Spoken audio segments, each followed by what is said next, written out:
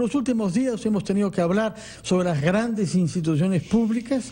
Ahora tenemos un momento en el que podemos hablar sobre los seres humanos, sin los cuales nada valen esas instituciones.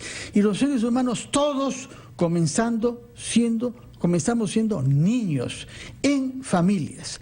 Algunas de estas familias viven situaciones particulares por la presencia de niños con particularidades o con discapacidad. Felizmente en nuestro país habrá pronto un taller especialmente concebido para hermanos que tienen que vivir con niños con particularidades. Este taller ha sido concebido y será realizado por Annemie Kukulisa-Brunke, que es educadora formada en la prestigiosa Universidad Canadiense de McGill y comunicadora en la Universidad de Lima, educadora en Canadá. Annemie Kukulisa, muchas gracias por estar acá. Un gusto tenerte, Annie. Hola Patricia, Fernando, muchísimas gracias por esta invitación y por esta oportunidad. Tal como has indicado, Fernando, este taller está diseñado para proveer un espacio para los hermanos de niños con discapacidad, ¿no? Yo misma soy una hermana de dos personas con discapacidad. Mis dos hermanas mayores, Ania y Pía, tienen una discapacidad de nacimiento y de alguna manera eso es lo que me ha acercado a la educación y a la promoción de la salud mental, a la búsqueda de espacios diferentes, más creativos, de formas de transformar las dificultades cotidianas que tantas personas experimentan. Annemie, uno mucho piensa en los niños con discapacidad o con habilidades especiales que tienen necesidades especiales, demandan mucha atención y mucho trabajo de los padres y la familia. Por supuesto. Y claro, los chicos que no tienen esas demandas y no tienen esos problemas crecen un poco alrededor, a veces de manera periférica, a veces nadie les pregunta cómo se sienten ellos. Sí. ¿Cuáles son los retos que enfrenta un hermano que tiene hermanitos con discapacidad?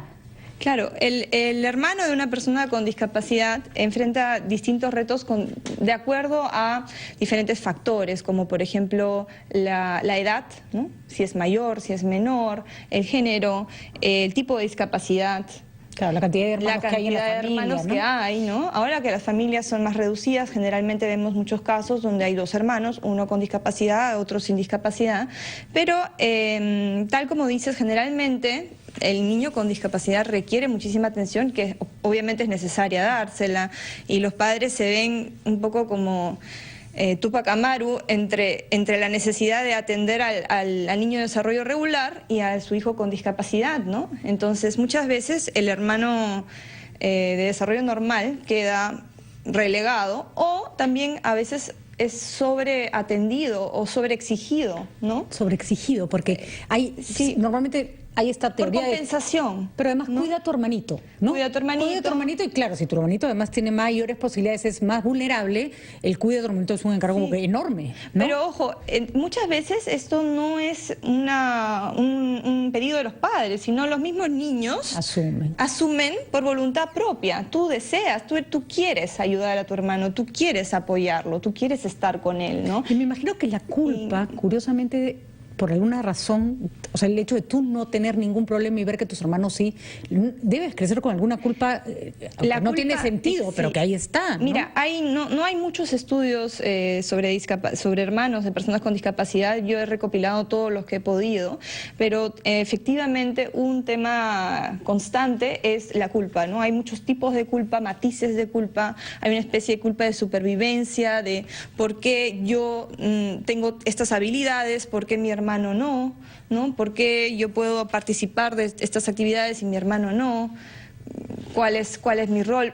También vivir con una persona con discapacidad te enfrenta a la inherente condición humana, a la fragilidad humana, ¿no? Entonces, de alguna manera tú no puedes evitar cuestionarte cuál es el sentido del sufrimiento, y todas esas son cosas que en los niños, las emociones se van incubando, ¿no? Desde pequeños. Entonces, ¿qué necesitamos? Necesitamos espacios para que los niños de desarrollo normal puedan, de forma preventiva, puedan explorar, expresar sus emociones. Las emociones de por sí no son peligrosas, ninguna, ni la más loca ni la más agresiva. Las emociones son lo que son, entonces requieren expresarse para poderse transmutar. Si nosotros permitimos expresar esas emociones, expresar la culpa o la rabia que te puede hacer sentir a veces, estar constantemente acompañando a una persona con discapacidad y siendo pequeño sin entender bien qué está pasando, o siendo grande y ya estando cansado porque se repite una y otra vez la situación, cuando tú puedes expresar eso, lo puedes transformar.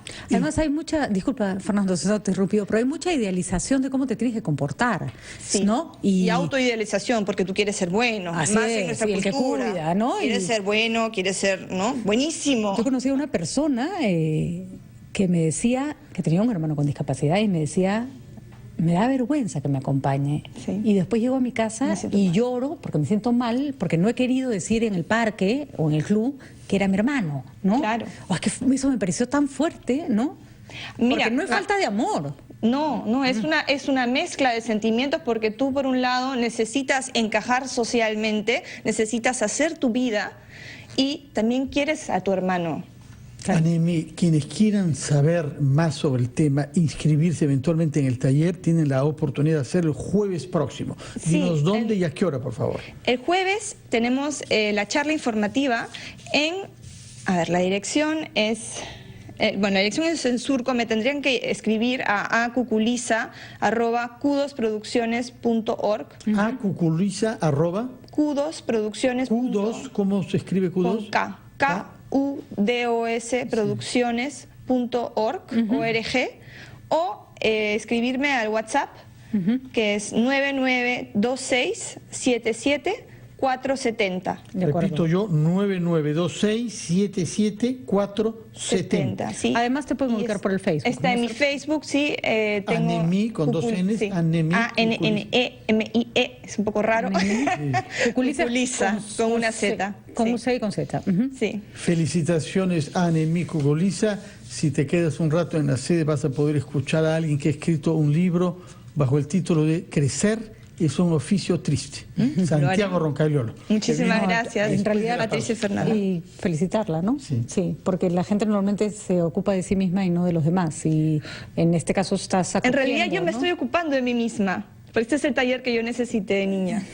Y que ahora además se lo vas a ofrecer a otros. Felicitaciones, Anemi. Muchísimas gracias, Patricia y Anemi Fernando. Cuculiza Brunque, por esta iniciativa magnífica, un taller dedicado a hermanos que tienen que vivir en familias donde hay otros hermanos con discapacidad. Muy buenos días y mucho éxito en el taller. Muchas gracias.